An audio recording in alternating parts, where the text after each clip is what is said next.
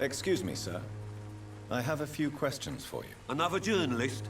I didn't answer the first one, so piss off! I'm not a journalist, I'm a doctor. A doctor, you say? It's quite a rare breed in this part of town. Really? But still, here I am. Dr. Jonathan Reed, at your service. I'm Joe Peterson to some, but Colossus Joe to most. And I don't remember asking for your service, sir. May I ask what you do around here? I do whatever I want, and sometimes even more. Now sod off. According to you, physicians are scarce in this part of town. Why is that? Not familiar with this neighborhood, are you? I guess your fancy colleagues are too afraid of being stabbed in the back. This part of town does have quite a reputation. Would you say it's justified? Totally. Look at me, for instance. I always look my opponent in the eye before knocking him out.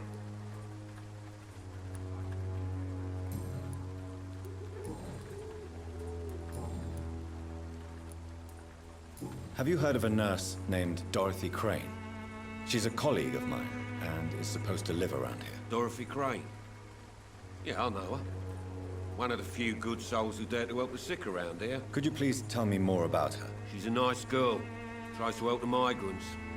I offered to give her a hand, but she said my reputation would attract too much attention. Goodbye, Mr. Peterson. I should never have taken up my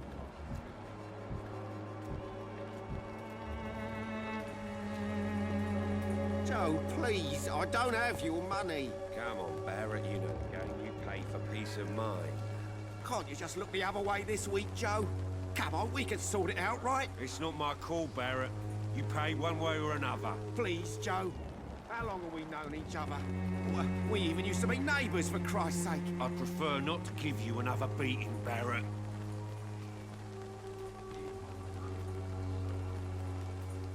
Welcome, sir. Please, take a browse of my wares. I am Dr. Reed. I would like to ask you a few questions, if you don't mind. Doctor? Interesting. I'm Barrett Lewis.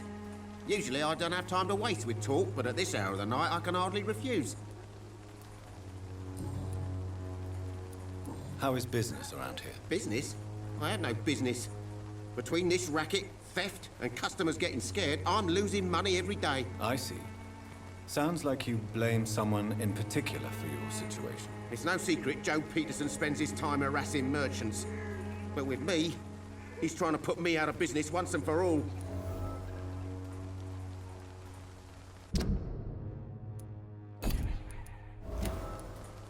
As a merchant, you see Whitechapel every day. Have you noticed anything out of the ordinary recently? What you mean besides the epidemic, the war, and all the usual crap? As long as I can remember, this part of town has been a bottomless pit, and no sign of the bottom yet. Violence is increasing in the borough. Yeah. A few nights ago, some blokes jumped me. Came out of one of the condemned workshops.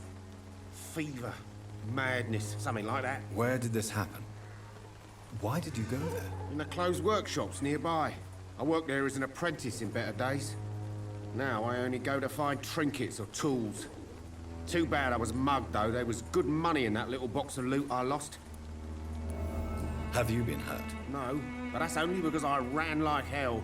Those men were raving lunatics, I tell you. Not even able to speak anymore, just screaming.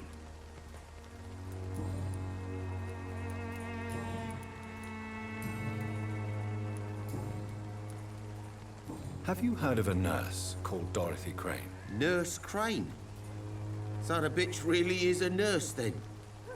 Always thought she was just some crafty foreigner, that one.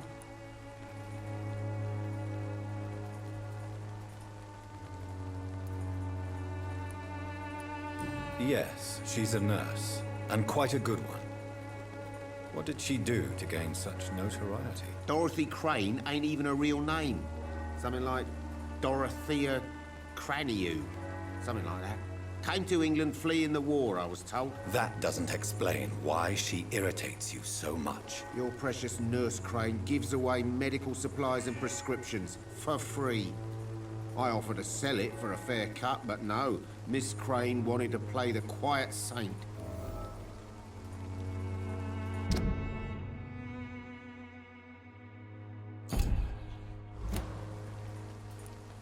Right then. Show me what you have.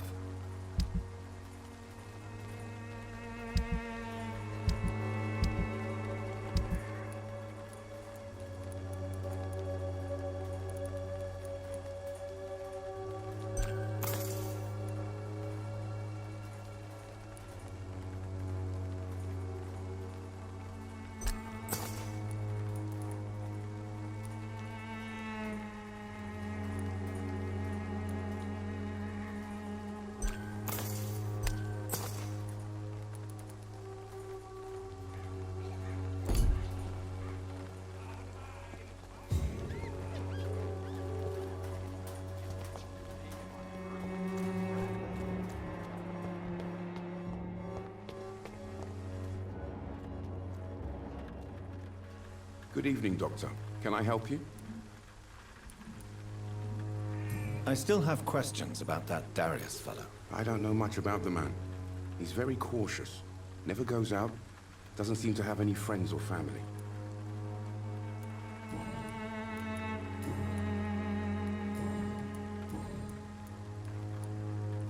Christina Popper claims she sells her body because she can't find any other work. Do you believe her? Of course I do. Her story is exactly what I want my readers to understand. We live in an intolerant and divided nation. Do you think things will ever change, Mr. Darby? I believe the situation can only improve. And now that women can vote, I'm convinced things will change.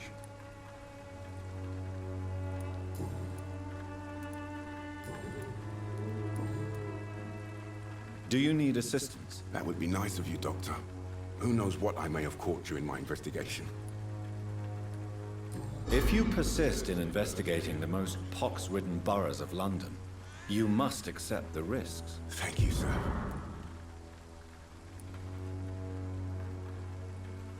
Goodbye, Mr. Darby. Farewell.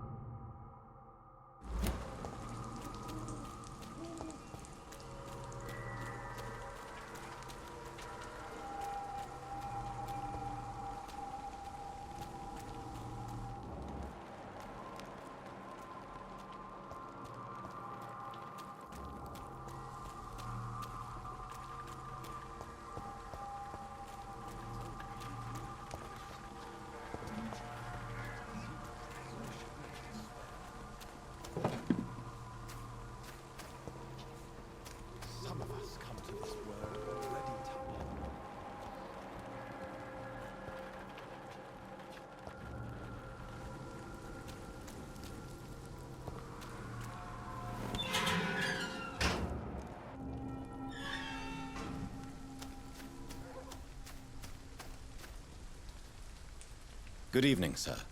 I'm Dr. Reed. I would like to ask you a few questions. Please be my guest. Although I may not be the best informant regarding this part of town, my words speak about that which the eyes cannot see. Really? Are you an artist of some kind? I'm a poet, sir. Richard Nethercott, at your service. May I ask what you're doing at this hour of night, sir? Do you live here? Not at all. I'm just enjoying the pleasure of a quiet walk. Though night talks are always preferable, if you ask me. Especially with strangers. But are you not afraid of the epidemic? Oh, why should I? I see some equity in the Spanish flu. No flesh should be saved, say the scriptures. Good or evil, rich or poor, all are equal in the eyes of the flu. If you say so. But as a physician in a time of epidemic, I must caution you to avoid unnecessary exposure, sir. Thank you, Doctor. But we both know the seeker of truth has to go boldly where the weak dare not. What are your thoughts on the terrible situation in this city? Terrible, you say? No. Of course, the death of so many innocents is a tragedy. But the scourge has not been all bad for the city. Oh, no, sir. What are you talking about? Do you remember London before the flu? Noisy, cacophonic, quiet nowhere to be found. And now, listen to this oddly peaceful silence. Peaceful? That's quite an unusual way to speak about the epidemic. And very inappropriate, I must say. Most people fail to understand my perspective. I don't blame them. But how could I call myself a poet if I veiled my feelings? Are you aware that your life could be in danger in this part of town? But this is where I must be to feel the real beat of the city. I had to come, see it for myself, alone. If some misfortune came upon you, who would be here to help you? Well, you for a start, my dear doctor. I understand your need for solitude, but it's not safe around here. I don't care. I don't have many friends, Doctor, and my family despises me.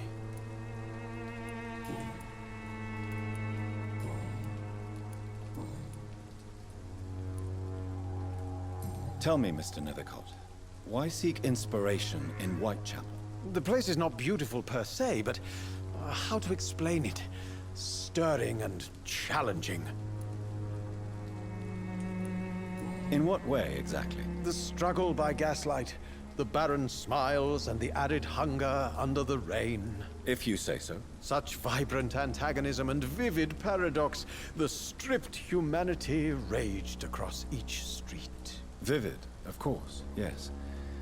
And what about the poignant distress? Oh yes, the poignant distress. You see what I mean, don't you? That's what I want to write about, and that's what Whitechapel is made of. Do you not think it a little morbid? On the contrary, sir, Whitechapel is full of life, full of beauty. Just like my dear muse, the wonderful Camellia. What can you tell me about Camellia? Not much, and that's the beauty of it. She can't speak, you know. She's a locked mystery who exhales kindness and sweetness.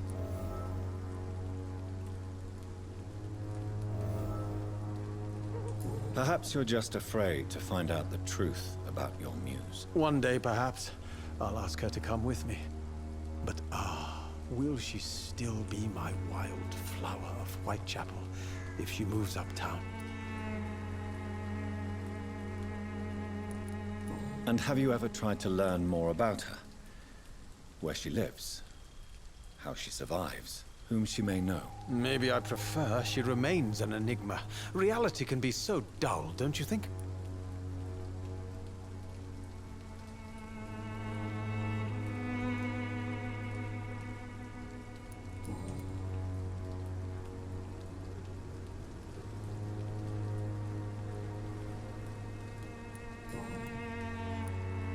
Did you know the mute florist is a member of a secret society? No, I didn't.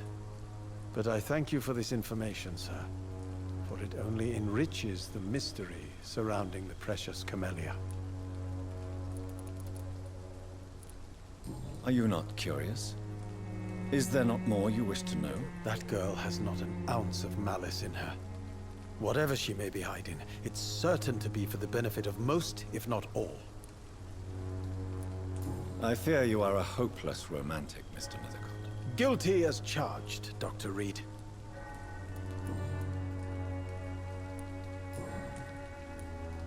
May I ask you a few questions about the district? Extraordinary part of town, is it not? I'll be glad to help you, if I can. I'm looking for Dorothy Crane, a nurse who lives in this vicinity. Dorothy Crane. Oh, I love the name. The Crane of Whitechapel. Sounds very mysterious. But, sorry, no, never heard of her. What can you tell me about an old man called Darius? Darius Petrescu? Yes, I know him. At first, I thought he was only a small publisher. I invited him to publish my work, but his reaction was pretty clear. Not interested in your talent? Darius is an old political activist who takes delight in printing tracts and lampoons. Those communist activities only require mediocre writing skills.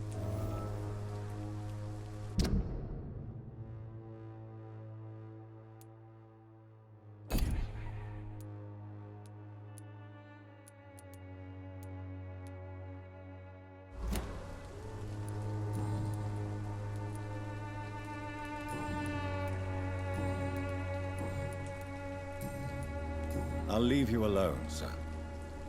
Darius is a bit less of a mystery now. It should not be that difficult to incite him to let me in. Oh, Camellia, the silent flower of Whitechapel, an angel made flesh, I tell you.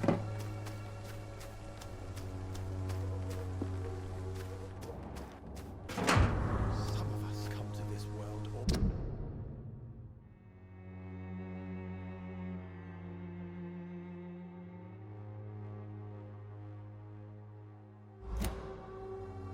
touched by grace.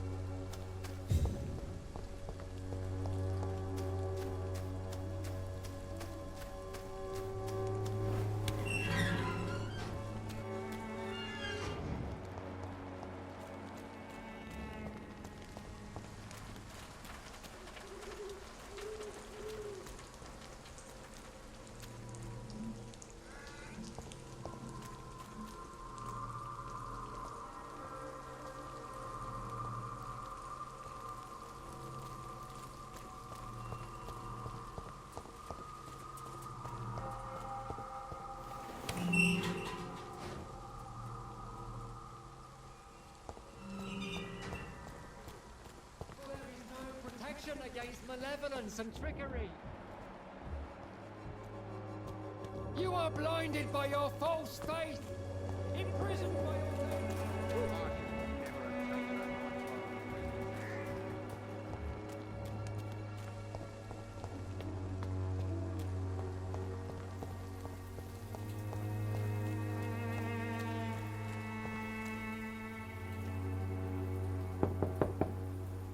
Mr. Petrescu, just 1 minute, please. You again? Go away.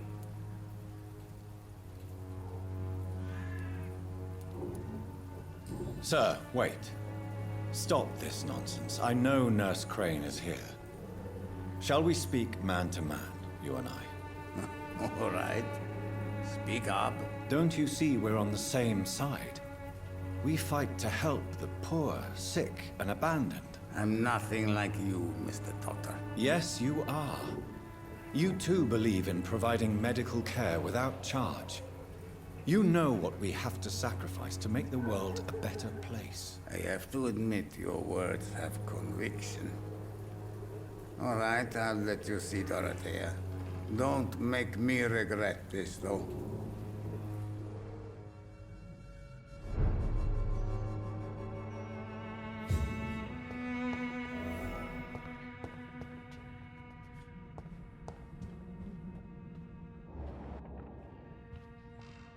If you want to talk to Dorothea, you must go across the courtyard and take the stairs. We've not been formally introduced.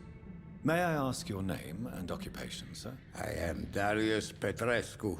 I'm here to keep snitches and spies away from Dorothea. And I also run this little print shop.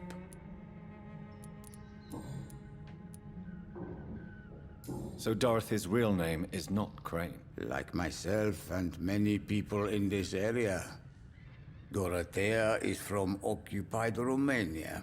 That's all you need to know. She seems important to the community. More than you can imagine. The West End does not want to hear of Whitechapel's misery. Dorothea is one of the few doing something about it. Tell me everything you know about Camellia, the mute florist. I do not believe in the afterlife, Doctor, but I'm almost convinced Camellia is an angel. She volunteered to give out our medical leaflets. Who is she, really? Do you know where she's from? She's not from around here, that's all we know. Camellia is not even her name. It's her favorite flower. You say she has no close family. Well, there's that awful poet who constantly follows her around like a lost puppy. A good man for sure, but a very poor writer. Are you not worried for her safety? She is as brave as she is tough, and clever too. If only I had met her when I was younger. Are you in love with Camellia, Mr. Petrescu? Don't be stupid. If I had met her when I was younger, we could have won our revolution. Tell me everything you know about Camellia, the mute florist. I do not believe in the afterlife, Doctor, but I'm almost convinced Camellia is an angel. She volunteered to give out our medical leaflets. Did you refuse to publish Richard Nethercott's previous works, Darius? Yes, his manuscript is as pompous as he is starched. Now there's a man who loves the sound of his own voice. You could have told him so. As a great writer recently said, politeness is the most acceptable hypocrisy.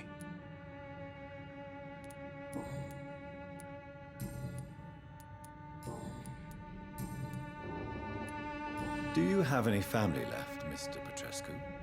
Children or grandchildren? Who knows? I have abandoned my people for so long, they might as well be dead. As dead as I am for them, I suppose. Don't be embarrassed, sir.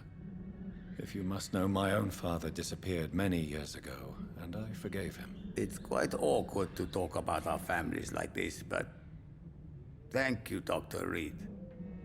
I appreciate your trust.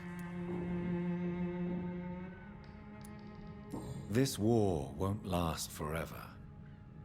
Did you ever think of returning to your country now it's free? No. I have taught strength and determination to my sons and daughters. I'm an old, dying man who only has memories of better times to cherish.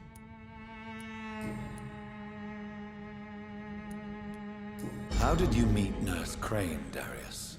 Why does she trust you? I'm her oldest friend in England. Dorothea and I share many ideas about this country and about the country we left. You mean occupied Romania, don't you? Even if not directly, I fought against your enemies. Really? Then perhaps you have more in common with Dorothea than meets the eye, Dr. Reed.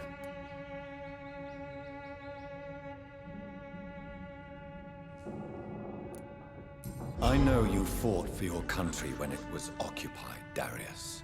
Tell me more about it. I know my days are numbered, and I know I won't see my homeland again. But I fought for Romania all my life, and I will until my last breath. But Romania escaped the grasp of the Austro-Hungarian Empire. It's a free country again. But it's not the country I fought for. My homeland is not appeased, Doctor. But I still see a dark future ahead for my people.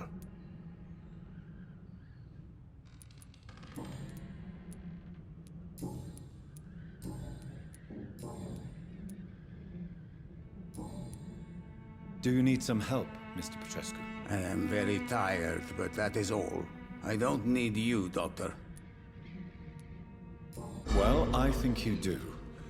Take this, and you'll feel better. Free drugs from an English doctor. It must be my lucky day. Goodbye, Mr. Petrescu.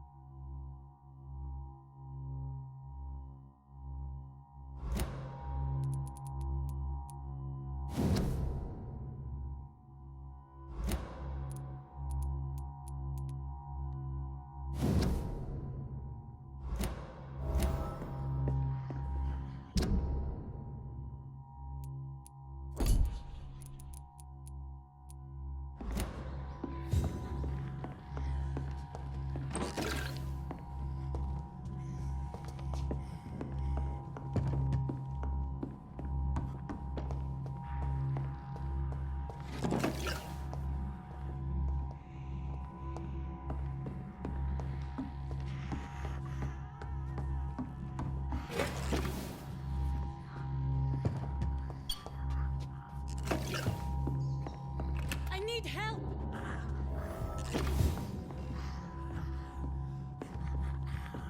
He's going... What do we have here, nurse? Patient Razvan Vasily. High fever running on 3 days.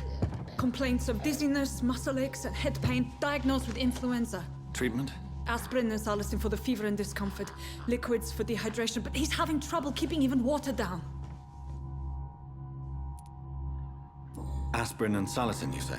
Why not some warm milk and a kiss on the cheek? Where are the quinine salts? Tried buying, borrowing, even stealing. There's none to be found, Doctor. He's not convulsing, he's choking. He's not getting any air. Scalpel! Hand me that scalpel! What can I do, Doctor?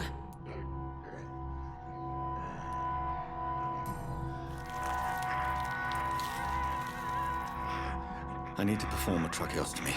Short pipe. That rubber tube will do. We're going to cut a passage for air through the neck. Yes, Doctor. He's breathing again, but he's coughing up blood. Internal hemorrhaging. I need to make another incision into the chest cavity to drain the fluids from the lung. Prepare another tube. A thoracostomy? Doctor, we've nothing to fight the infection. We need an aseptic environment. Right then, Nurse Crane. What do you suggest we do? I've no idea. I'm not the doctor. Time is of the essence. We need to perform a thoracic drain. Yes, Doctor.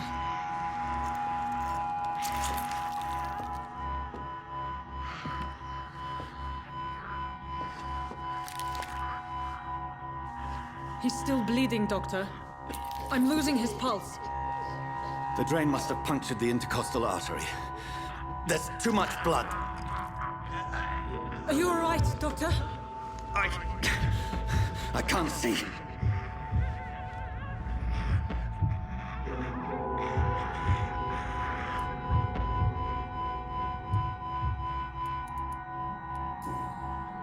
Yes. Yes. I have this, nurse. Allow me to finish the procedure alone. I need the room. I'd prefer to stay and see this through. This is my patient, Doctor. I have needle and thread for stitching the wound.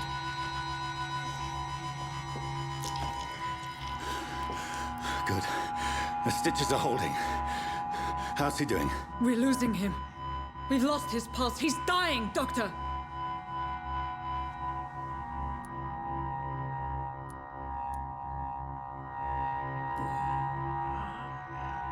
A dose of epinephrine, now. Yes, Doctor.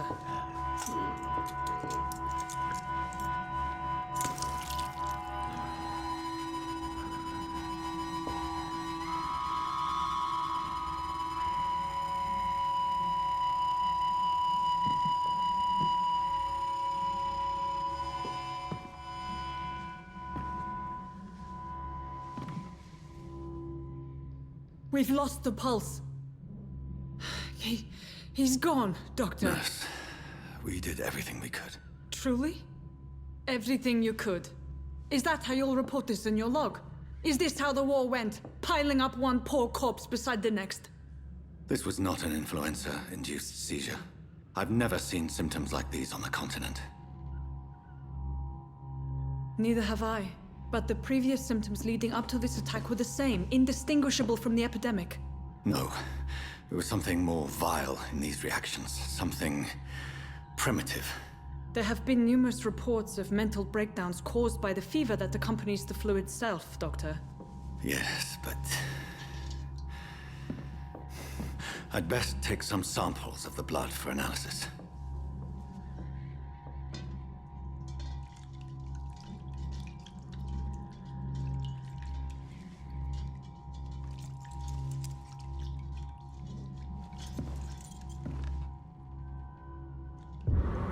I doubt you're here to test my bedside manners.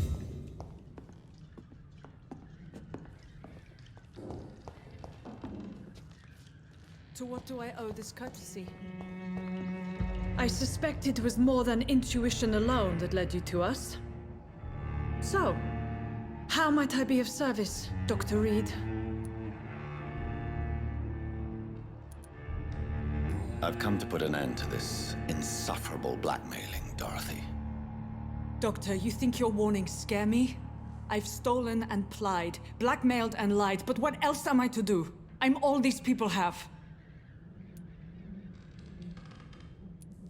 But why Lady Ashbury? Why her, of all people? She's pristine and proper, all right. But that she-wolf in sheep's clothing murders the poor for sport. I have her where she belongs, and I'll milk her for all she's got. Dr. Swansea is a sensible and honest man. He wouldn't have refused your friend's care at Pembroke. It's easy for you to say, Doctor. These people cannot go to the police, nor to the hospital. They don't even speak English. They depend on me for everything. So, the end justifies the means. Is that your defense? I know you're kind, Doctor.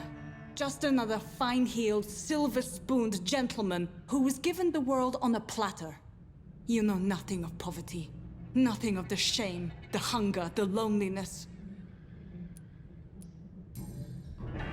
You've convinced me of the sincerity of your actions and their noble justifications.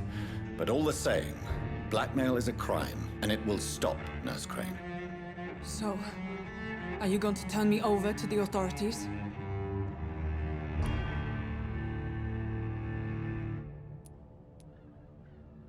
Listen very carefully, Dorothy.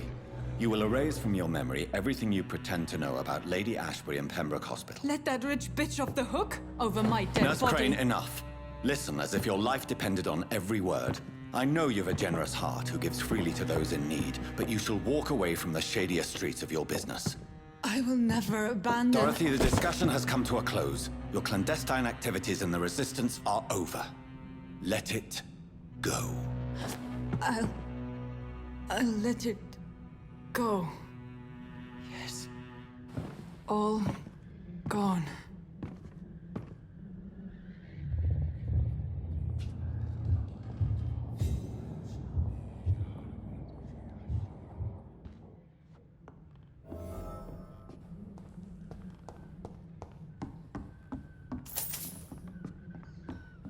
It's locked.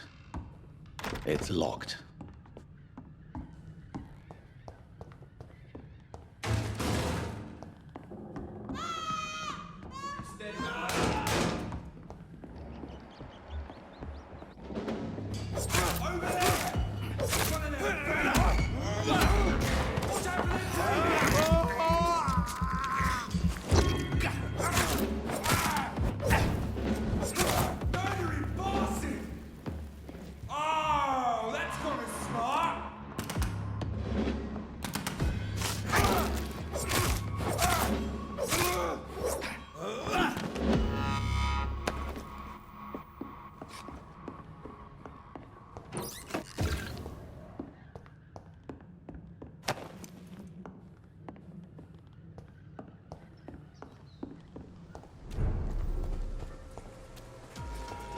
stupid thing!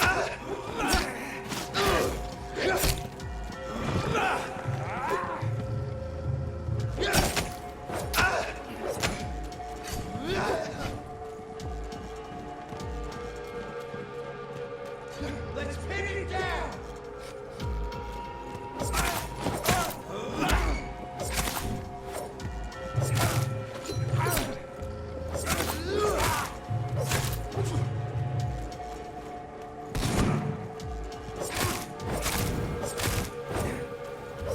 Christ! He's